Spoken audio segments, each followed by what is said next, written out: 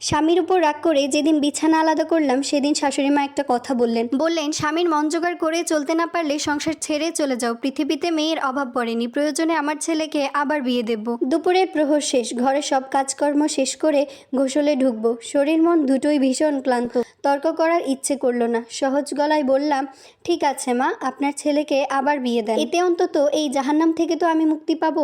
শাশুড়ি মা নাকি সুরে বিলাপ করে উঠলেন, কান্নার ভঙ্গিমায় বললেন, কেমন মেয়ের সাথে ছেলের বিয়ে দিয়েছি আল্লাহ, সংসার নাকি জাহান্নাম?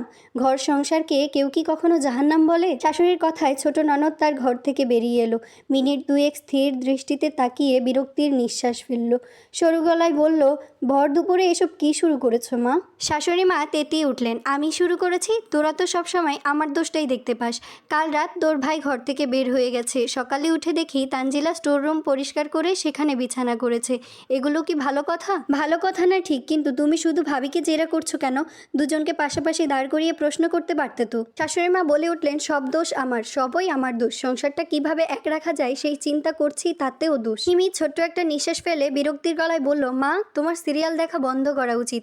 সারাদিন এইসব কুকীর্তি দেখতে দেখতে মাথা খারাপ হয়ে গেছে তোমার। শাশুড়ি মা আমার কথা ভুলে এবার হিমির উপর চড়াও হলেন।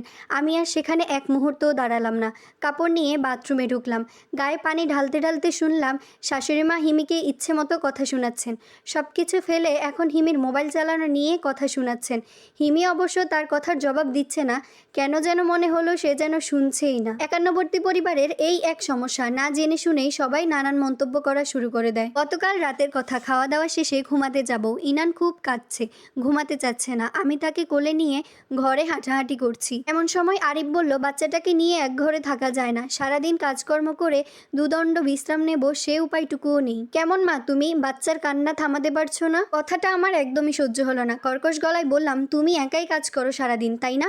আমাকেও কাজ করতে হয়, তাছাড়া বাচ্চারা এমন করবেই, এতে এত বিরক্ত হওয়ার কি আছে? এতে সে আমাকে উত্তর দিল, রোদে পুড়ে মাথায় ঘাম পায়ে ফেলে কাজ করতে হলে বুঝতে পারতে কেন এত বিরক্ত হচ্ছি। সারাদিন বাড়িতে শুয়ে বসে থাকো, তাই এসব তুমি বুঝবে না। আমি তাকে উত্তরে বললাম, বাড়িতে সারাদিন শুয়ে বসে থাকি যদি, তবে ঘরের কাজগুলো কে করে? উত্তরে সে আমাকে বলল, ঘরের কাজ এমন অনেক মেয়ে আছে যারা ঘরের কাজ সেরে বাইরে চাকরি করে, তারা কিভাবে সব কিছু ম্যানেজ করে, তারা কিভাবে সব সামলায় সে কথা আমার জানার দরকার নেই।